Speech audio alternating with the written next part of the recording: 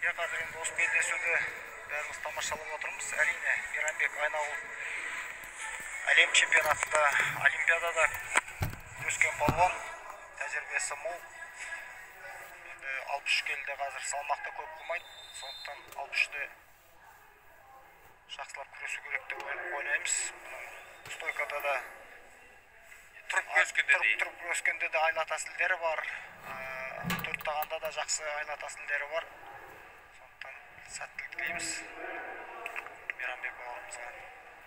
Бірақ енді Шаршанбековіңізде оңай шағылар жаңа емес қой, былайша қарап тұрсаңыз енді. Қырғыз палуандары да өте жақсы айла тәсілдері, тік тұрған кезде жылдам жасайтын айла тәсілдері бар бұларда. Төрт тағанда да мықты, әлем чемпионаты, Олимпиадада да бұларда жақсы өнер көрсетіп жүрген палуандар.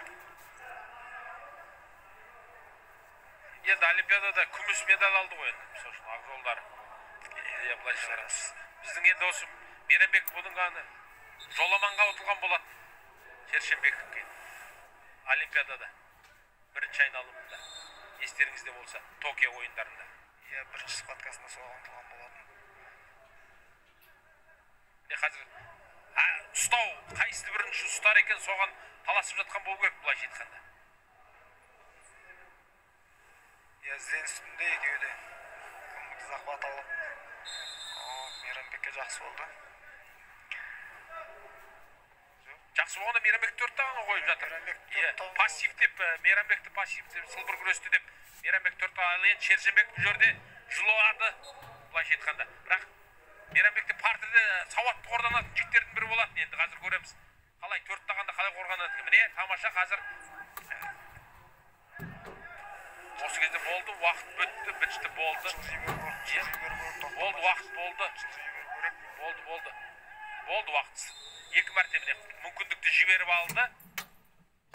Дәл қазіргі сәтте міне қапталдағы төреші, жапониялық төреші біздің Серік Жұмашевқа ескерту беріп жатыр.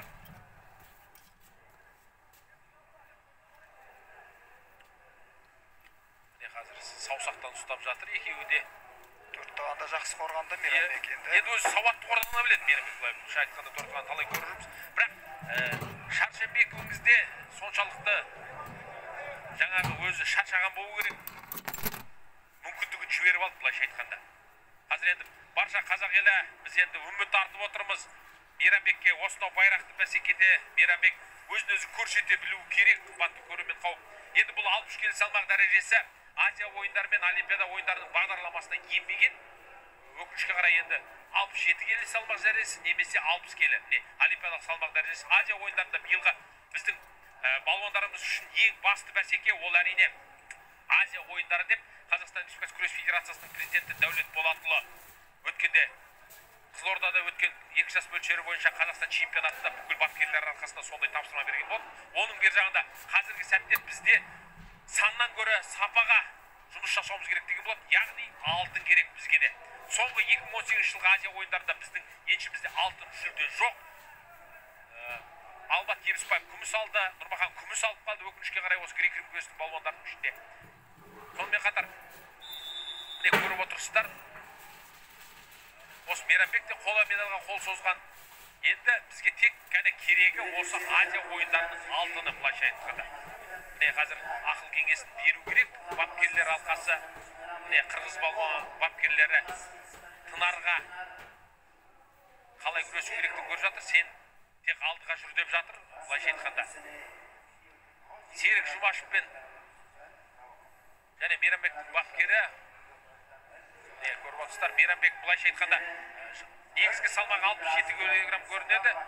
Рахымжан Бақытжанов ол Мейрамбектің бапкері. Қазір енді 67 келі соншалықты көп қумайды. Бұрын енді 60 келіге өздеріңіз білесіздер көп салмақ қуатын, сондықтан енді кішкене қиындау болады, ол жағын түсінуге болады. Ал міне енді нағыз қазіргі сәт былайша айтқанда екінші айналымда бұл жерде де ешқандай шекесі тиіп кетті. Енді бұл жерде жаңағы талас үшін, бәсекелестік үшін, кім бірінші ұстау үшін күрес болғаннан кейін ең кейіп күрес болады, олай тиіп кететін. шабуылға көшіп жатыр ғой. Қазір енді былайша қарап тұрсаңыз, біздің енді Мейрамбек ұтылып жатыр. 1 ұпай деген өте өкінішті. Мынау енді әлем чемпионатының өзінде есіңізде болса 2017 жылы финалда да осындай 1 ұпаймен ескертумен ұтылған болады Жапон балуанына. Сол сияқты дәл қазіргі сәтте де енді әлі 2,5 минуттай уақыт бар. Біздің Мейрамбекке қазір қалайда кем дегенде 2 ұпай алып алға шығу керек. Жақсы бастады, қолын байлап күресіп жатыр. Бірақ қолын байлаған сәтте анау артқа шығып кетемін деп. Көріп тамаша. Ай, осы мойнынан қапсырақ ұшақтап бұл енді біздің Алматының Мейрамбегінде тамаша жасайтын әдісі. Ай, өкінішке қарай 1 ұпай бұл жерде. Кілемнен шығарған үшін 2 ұпай берді. Бірақ қырғыздар наразылығын білдіріп жатыр ау шамасы.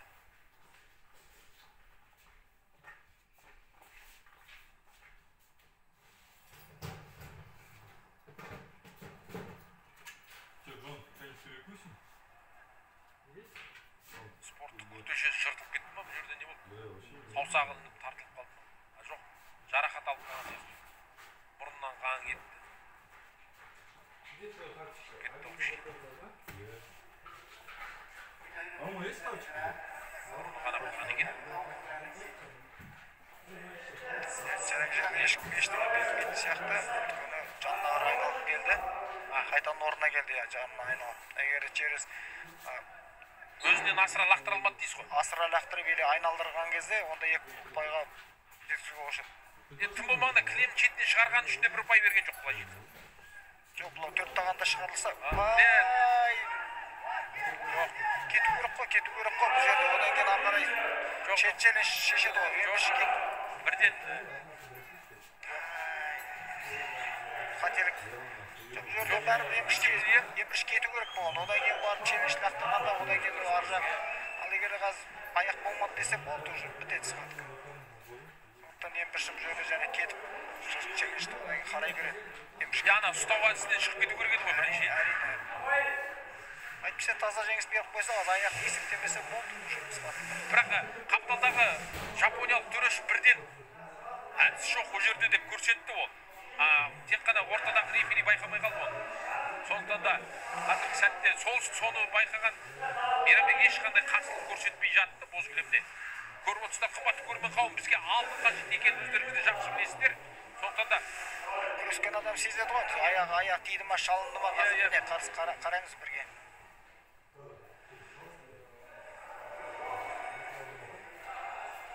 Міне, аяғын салып жіберіпті ғой артқа. Мына тізесімен көмектескен екен, қараңыз. Аяғын салып жіберген артына. Сол жақ тізесімен көмектескен екен, қараңыздар. Көріп тұр ғой. Міне бер жағынан.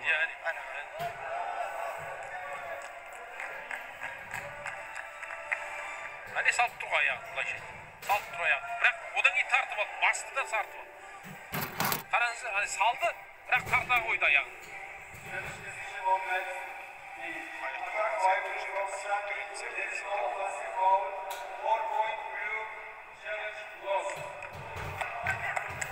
Күнішке қарай есептелді.